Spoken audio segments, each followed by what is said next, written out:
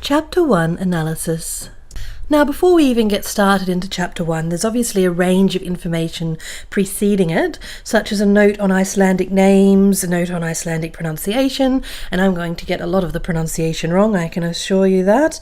We have a map of the region, and you will begin to recognize as you progress throughout the novel some of the place names that are on that map. And we have a little excerpt here from the Laxdæla saga, I was worst to the one I loved best. Now, there is some significance with preceding the text with this quote. That is, sagas and storytelling are a huge part of this novel and a huge part of Icelandic tradition. So Agnes is defined a lot by the stories that people tell about her, and her life almost transforms into this one saga that has progressed throughout time.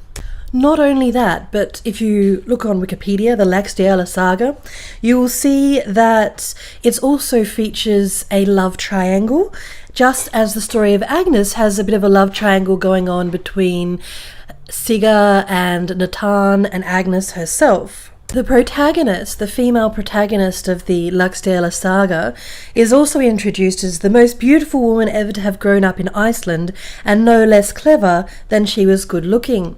We also learn that Agnes, due to her way with men, is quite a good looking woman, as was her mother, and she was renowned for being clever, if not too clever. The female protagonist of the Laxdæla saga was also known for killing her husbands, and Agnes, of course, is the murderess who killed or ended the life of Nathan. So looking at the quote in itself, I was worst to the one I loved best, we could see that as being something that Agnes could find herself saying. You know, she loved Nathan more than anything, or she believed that she did, and, she ended his life. But we could also see it as something that applies equally to Nathan, since, he arguably loved or was fascinated or besotted with Agnes, and yet he didn't treat her well at all. The prologue opens in Agnes's first-person narration. They said I must die. So the opening 5 words of the prologue are sort of set to shock the reader, and there's also this sense of us and them, the authoritative powers versus the people. Her description of the candles fluttering in the wind at risk of being blown out sets up this sense of fragility. There's also this sense of landscape versus the individual. This wind is a constant, almost ghostly or spiritual force throughout the novel that often threatens to come in and claim the lives of the individual, and that can be emblematic of the harsh winters of Iceland. There's also, in the very early parts of this novel, this strong presence of death. The pronoun they is also repeated. They will blow us out one by one until it is only their own light by which they see themselves. So it's almost reinforcing this ideology regarding the influence of the powers or the authorities over the people. The phrase "it wasn't always so cold" indicates as well that perhaps there's been some kind of love or happiness in her life. It's building this sense of suspense and mystery, which further builds through the ominous repetition of "I hear footsteps," which helps to hook the reader into turning the page to see what happens next. So then Chapter 1 begins, and Kent has put in a series of historical documents, and these intersperse the entirety of her narrative. Each time a chapter opens and she features one, that historical document normally bears some significance to the narrative that unfolds in that chapter. As for Chapter 1's narrative, the reader requires some kind of information to set them up with what the book is actually about, or what the novel is actually about. The first public notice, written by Bjorn Blondal, talks about the death of Nathan being one of the deaths that shapes the narrative, the other death, of course, being the impending execution of Agnes. We can also notice things in this public notice, such as talking about how, things could be cancelled and held the next day, weather allowing. The people of Iceland throughout the novel are very dependent on the weather. Note the terse, matter-of-fact style of Blondal's writing. He's not the most empathetic person, and we get a sense of this right from the very beginning. As the historical documents progress, they start to piece together the 2 murders. It's interesting to note that the second victim of the murders where Natan was killed was this fellow called Peter, and he himself was a criminal. He was a thief, and he was also a sheep killer. However, at the time of his death, he hadn't yet received his conviction, and so this particular letter from Bjorn to the Reverend Johan Thomason is basically saying that he's going to be buried with full Christian rites, since at the time of his death, he wasn't yet a convicted criminal. There's a little bit of hypocrisy here, because Agnes was assumed guilty even prior to her trial, so she wasn't given the same kind of leeway as Peter Jonsson from Kierteskard. Like I said, I'm going to get all the pronunciations wrong, I'm sure. But as the letter discusses who will and who will not receive Christian burial rites, one can see the intertwining nature of church and state, and also perhaps where the text gets some of its meaning in its title of burial rites.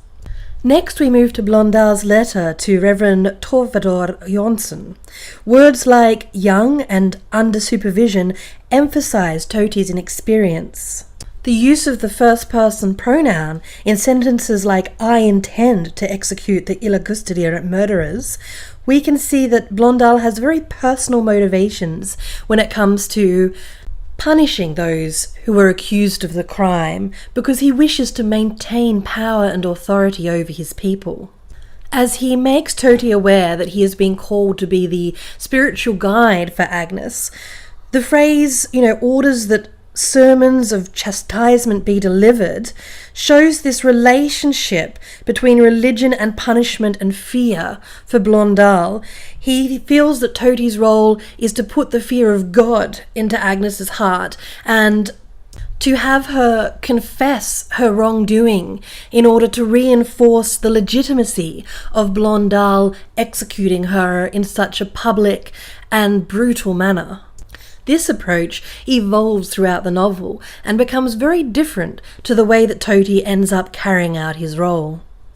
The mentioning of how Peter and Natan were found in the burnt ruins of Natan's farm connects the reader to Agnes's prologue, where she talks about the smell of smoke and of flames, and it links her therefore to the fire and the farm. It's fairly evident from the very beginning that Agnes had a pivotal role in whatever went down on that farm. However, it's unclear to us as to how it happened at this part of the narrative or why it happened. In his discussion with the Reverend via this letter, Blondal uses religious scripture as a form of justification, saying to Toti, "He that smiteth a man so that he die shall surely be put to death." Again, in places that had a theocracy where church and government were intertwined, it wasn't uncommon for words of scripture to be twisted to suit and justify the purposes of those in power. In Blondal identifying that the women concerned here are workmaids, mentioning that role as workmaids allocates these women to certain class-based prejudices. Something which proves to be a turning point in this novel is the fact that Agnes is not going to be kept at Stora Borg, where we would expect her to be kept, but rather she's going to be held by a family living at Konsal. Now, Blondal says this is for reasons which she's not at liberty to state, and the actual reasons why she's going to be kept more cheaply with this family rather than in proper prisoner accommodation is because he took funding away from prisoner care to pay for an expensive axe. So he basically siphoned funds away from prisoner care to pay for the instrument which is going to cause the death of this prisoner. Blondal tries to manipulate Toti in taking upon himself this role through diminutive expressions, such as talking about Toti's current role of educating the parish's youngest members of being of little political import. So it's very clear that Blondal is not interested in spiritual guidance so much as he is achieving political objectives. He follows this up with another phrase that indicates Toti's inexperience. You may yourself admit that you are too pure in experience. It's an important precursor having these details about Toti in the beginning, because it's not just Agnes who sets out upon a journey. It's Toti, it's Margrethe, it's Lauga, it's anyone who she really comes in contact with in a personal sense. Note the sentence, "You must administer God's word and inspire repentance and an acknowledgement of justice." So the way Toti's task is described here makes it sound more political and less holy.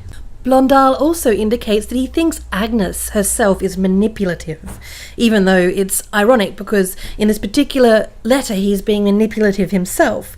But he says, "Please do not let flattery influence your decision, nor kinship." So he suggests that Agnes might use her, feminine wiles in order to influence Toti's feelings towards her. And in saying not to become friends with Agnes, it actually foreshadows the unorthodox friendship that ends up unravelling between this minister of religion and his subject. Now, Blondal even practically places his own advice above that of one of God's workers when he says, "Reverend, if you cannot construct your own counsel, seek mine." So not only do these documents provide the detail needed by the reader to move forward with the story, it establishes that District Commissioner Blondal will be a controlling force in the novel. After the historical documents, we go into close third-person narration, this particular section following Toti himself. Now, he's repairing the hearth with new stones, so get ready because stones are a recurring motif right throughout the narrative and you're going to hear about them a lot. The relationship between Toti and his father is quite interesting. Note how Reverend Jorn sucked his teeth in annoyance, ducked his head under the doorframe and gently pushed Toti out of the way. So this description makes Toti sound incompetent to the extent of his own father's frustration. This is further reinforced through the way the father speaks. It's short and terse as he says, "Yes, for you, he's waiting." Even Toti himself pains to acknowledge his own inexperience, clarifying that he is not actually a reverend, but rather an assistant reverend to the messenger. The description of the messenger's letter being warm and damp, having been hid on the inside of his coat, makes us realize how damp the servant must feel. When the servant sighs, "Go on then," we note that there are quite a lot of impatient characters in this narrative. Must be the poor weather. We get introduced to this term Badstoffer. So this is basically a living room and where a lot of the action of the narrative takes place. It's a very central part of these turf houses within which the Icelandic people lived. Note how as the servant waits, he's cleaning his nails with a knife. And that seems quite rough and tough, perhaps indicative of the coarse exterior of some of these Icelandic people. You will get some essay topics that get you to contrast things like the power and strength of the Icelandic people against sort of the more compassionate sides. And these observations can be quite key. A key quote, "They pick a mouse to tame a cat." This is a metaphor to describe how the relationship between Toti and Agnes is seen from the outside. Toti being sort of a meek and inexperienced assistant reverend, and Agnes being the more predatory cat. When Toti then holds the letter away from him as though it were about to catch fire, it has connotations of fire and brimstone, unholiness or hell. This shows us the initial prejudice that would be held towards Agnes, seeing her as somebody who, again, is outside of the Christian way, somebody who is godless, and perhaps like the devil himself. In her style of a mixture of narration from close third-person narration that follows different key characters in their situations, as well as Agnes's internal first-person narration, we are shifted over to the homestead at Cornsau. We find Steiner piling dry dung in the yard, similar to how Toti was placing hearthstones, all these descriptions depicting life in Iceland. To further elaborate on what a turf croft is, it's basically an Icelandic house covered in turf, which is a growing grass, to provide insulation. The bright red coat described of Blondal, its colourful nature strongly contrasts Steiner's muddy skirt and the green-grey environment that surrounds them. It almost makes it appear as if the powerful authorities are not natural or not in sync with nature.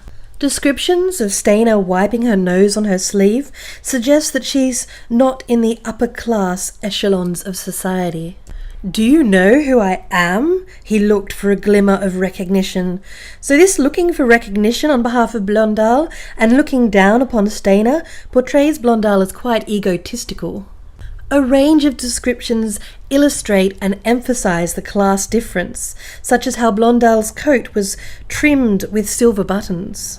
The portrayal of Steiner is rather childlike, such as the mentioning of the large gap between her front teeth, as well as the smattering of freckles across her nose, freckles which would normally fade with age and experience. The way that Blondal tenses up when Steiner suggests you'll have to come back later shows that he isn't used to being told no. This is representative of the power hierarchy. One would not dare challenge an authority. As Kent describes how the hovels of the peasants and farmers had begun to repel Blondal, we can see that, he's not only of a higher class than most of the population, but he uses this as an excuse to look down on others and separate himself from them through emphasizing his superior title. And if you're not sure of the meaning of the word corpulent, it means fat. Perhaps suggesting that Blondal takes more than what he needs, that he's a bit gluttonous. Now Steiner is at such a young age, even though she's the older sister between her and Lauger, that she's not yet proficient in social norms. Hence her curt responses to the district commissioner do not demonstrate the sort of respect he is used to. This lack of knowledge regarding social nuances foreshadows her own open-mindedness to Agnes later in the text. As Lauger appears into the text, she immediately tells Steiner to wipe her nose. Even though she's the younger sister, she's more aware of social expectations. We learn that the family have their particular position in society, where they do actually have a turf croft of their own, due to their father's role as an officer of the law. As the close third-person narration delves into the mindset of Lauger, descriptions like fleshy lips and scraped his knife across the plate position the reader to dislike Blondal, as he makes us feel uncomfortable, not to mention his attitude. "Would you like some skyr and cream, District Commissioner?" Now skyr is an Icelandic dish consisting of curdled milk. Now, despite the fact that Blondal recognizes how this family is not as well off as himself, he barely hesitates to request more of their rations and take advantage of them, such as how he asks for coffee, which is a luxury. A continued emphasis on the importance of rank unfolds, as in italics Lauger emphasizes that Blondal is the district commissioner, not just a local commissioner. And so just as Toty emphasized that he is an assistant reverend, the importance of this clear and divisive hierarchy is made. Note how Blondal creates emphasis on Lauger's mother's blue eyes and the father's fair hair. This is the idealized appearance of a true, pure Icelandic woman, and it foreshadows the prejudice towards Agnes as she is later introduced as having dark hair. Even Frederick later on we are told, has red hair, which is also seen as an abnormality. In a society full of superstitions and prejudices, sometimes appearance can be assumed to reflect the nature of the inside of the individual. As such, young pretty girls will be assumed to be pure and innocent, whereas older, less attractive women may be cause for prejudice or suspicion.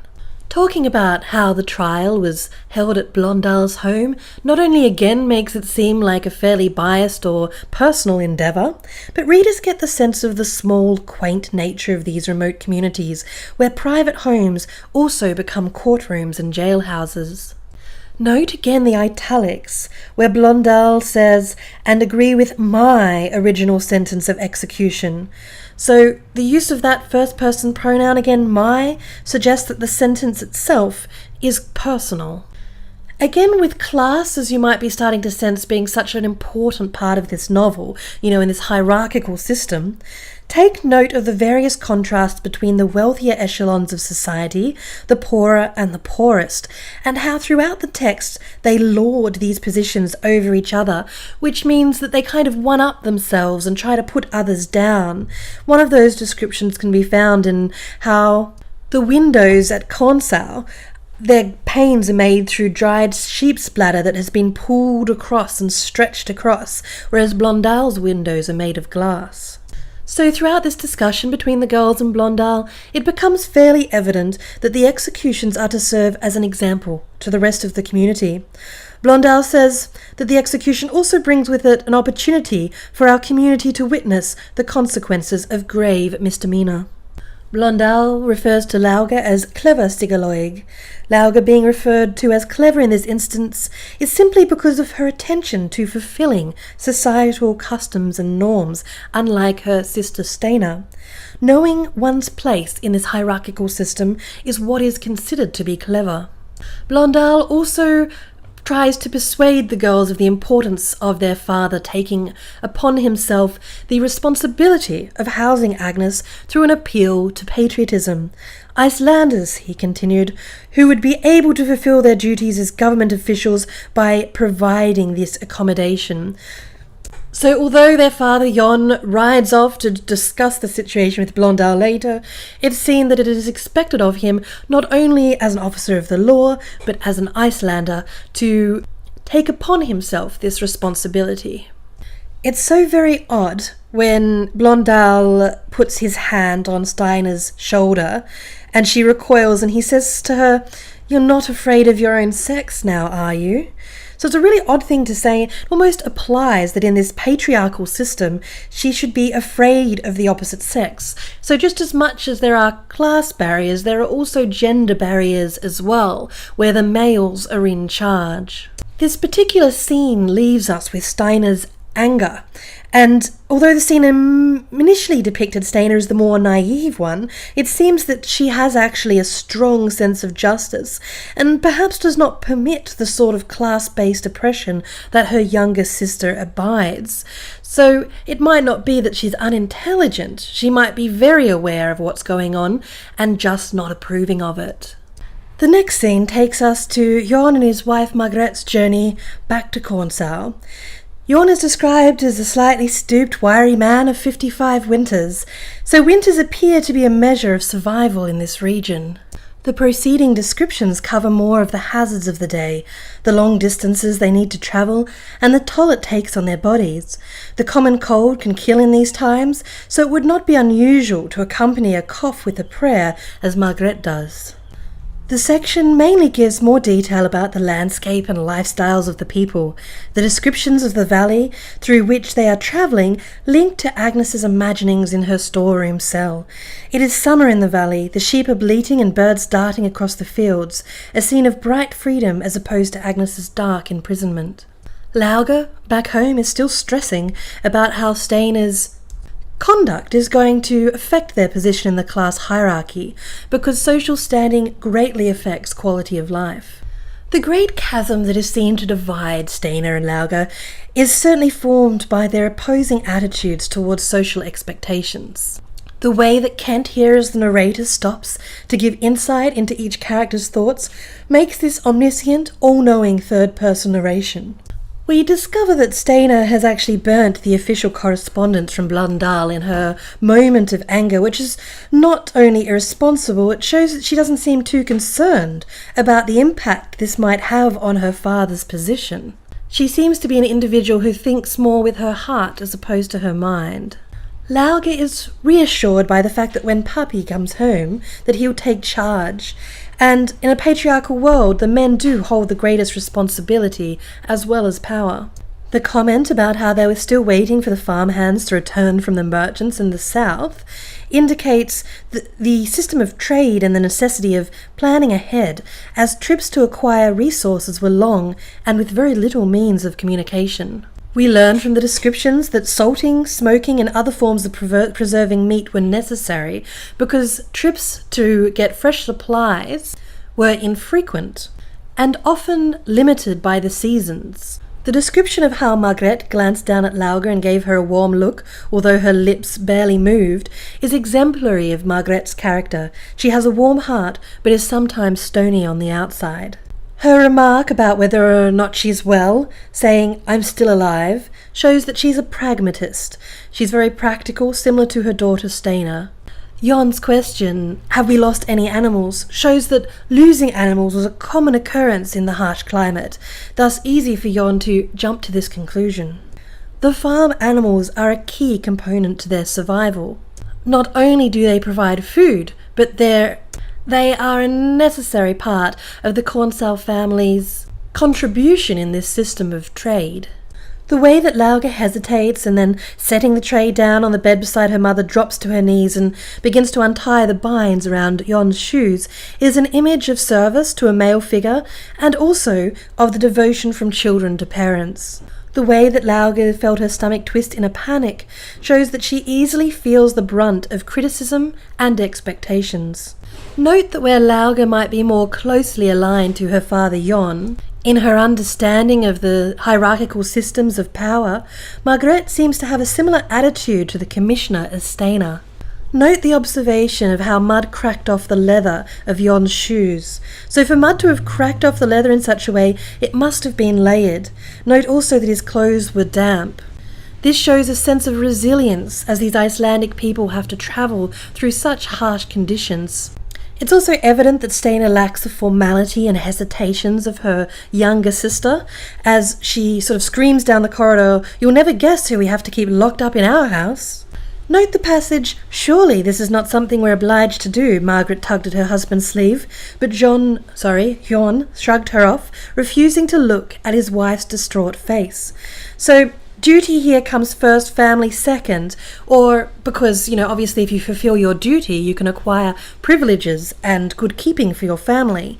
However, this attitude of Jon's is far more like Lauga, where sometimes you have to neglect your family a little in order to do what's socially acceptable. The way Jon gets immediately dressed back into his wet clothes in the middle of the night after a long journey shows the seriousness of this situation.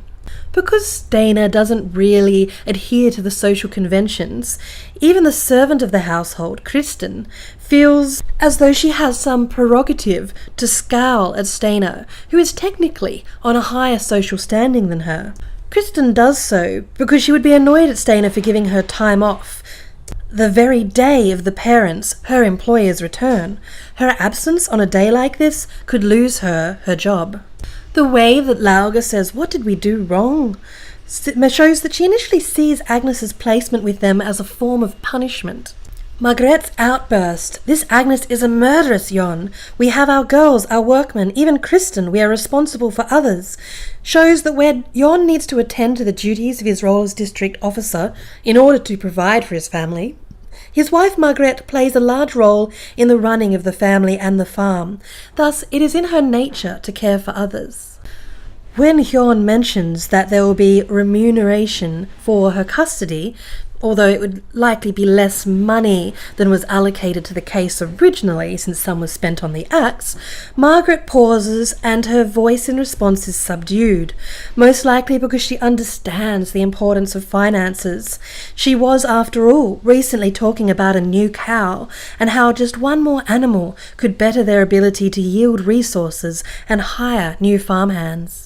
The way that Margrethe gives her husband a hard look, takes up her knitting and begins working the needles furiously, creates a parallel or a mirroring between the husband and wife's attitudes and conflict and that of their daughters. The description of a furiously knitting Margrethe and Steina feeling sick to the stomach also leaves feelings of palpable anger and fear in the room.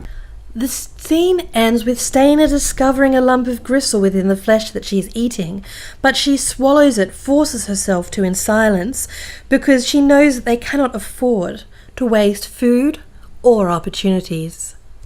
Back now into Agnes's first-person narration, the way she describes how the Storeborg men would sometimes tie her legs together in the evening, as they do with the forelegs of horses, this simile is indicative again of her animal-like treatment.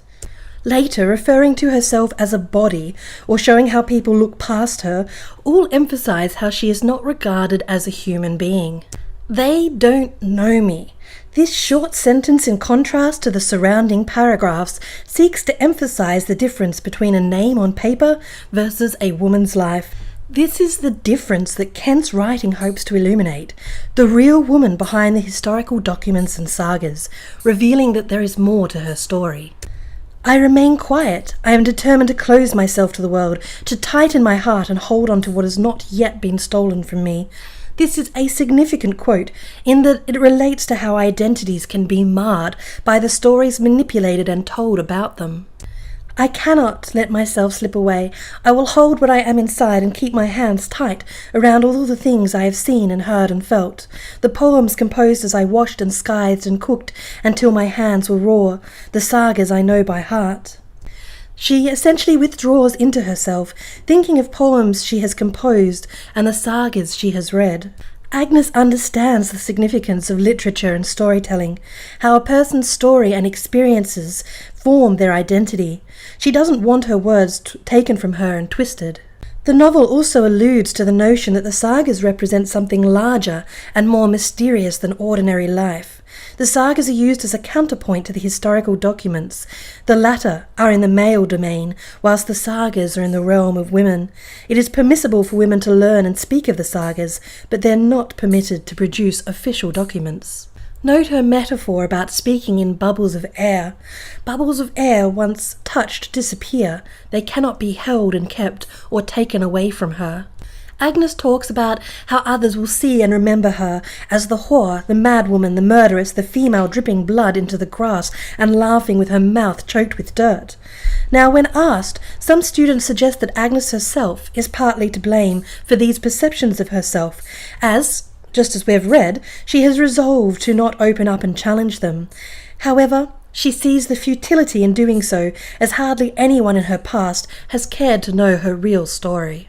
And of course, another key and recurring metaphor is at the end of this passage, where she says, "They might see the lamb circled by ravens, bleating for a lost mother, but they will not see me. I will not be there." So she sees herself as being this kind of sacrificial lamb, and the ravens as these birds of prey. But the ravens throughout the narrative take on different forms as being both good and bad omens. But in this case, they do tend to eat, dead or dying meat or animals. And Agnes sees it as though the authorities are doing that to her. They're sacrificing her for what they believe to be a greater cause, to send a message to the rest of the populace. Meanwhile, they pick away at her. In a cyclic fashion, just as the chapter opened with, after the historical documents, with observations of Reverend Torvaldor Jonsson, I can never say that correctly, it ends with him as well. There is a sense of irony where it talks about his reluctance and his willingness to sacrifice his own blessed health and the fact that that horrified him. Because, spoiler alert, he actually puts his health at risk to be with Agnes later on in the novel because he doesn't want to let her down. And so preceding the rest of the novel with these moments where he is worried about his health to later when he wants to sacrifice it shows a great deal of character growth in this mouse used to tame a cat. Mentioning the rather pitiful garden within the churchyard shows that, like the district officer Jon, the life of a reverend was less than grand. The piece of background information about how when Toti's mother had died, his father ripped out the wild flowers and the graves had laid bare ever since. It explains perhaps his father's cold and detached nature. Perhaps his father feels betrayed by God due to the loss of his wife. In the exchange, "Do you think I am ready?" and Reverend Jon sighing, lifting the kettle off its hook over the coals and saying, "You know your own heart," shows that either he is encouraging independence from his son or he's really resigned to his duty as a reverend to give advice. Some also feel that, as Toti mentions later, maybe there's this sense of envy that the reverend's inexperienced son is tasked with a role that normally a more senior reverend might take upon themselves in order to increase their reputation. Reverend Jon mainly responds to Toti in cliches. A man must be true to his word. It's funny how amongst these remarks, such as "you should just seek to please the Lord," the Reverend is trying to scoop his fish from the hot water with his knife. It almost shows that the Reverend's advice to Toti is as about effective as trying to scoop with a knife. Note the recurring use of italics. She chose me, he repeated to himself. It is evident that while Toti's new task is daunting, it is also an honour. A chance for a Reverend to prove his worth. Another image of a meagre fire against the rain creates this recurring set of imagery regarding futility, setting us up to believe that Toti's mission won't be successful. A lot of the thoughts that run through Toti's mind, how Agnes was not only a workmaid, she was a murderess, she had killed 2 men, slaughtered them like animals. A lot of those thoughts would have been influenced by the Icelandic inclination towards storytelling and gossiping. Later on in our close analysis, we're going to have a look at the parallels between Toti's personal mission and his affiliation with Jesus, and the first indication that we get of that, this idea of being a saviour, is in the ending of this chapter, where Toti whispers, "I will save her."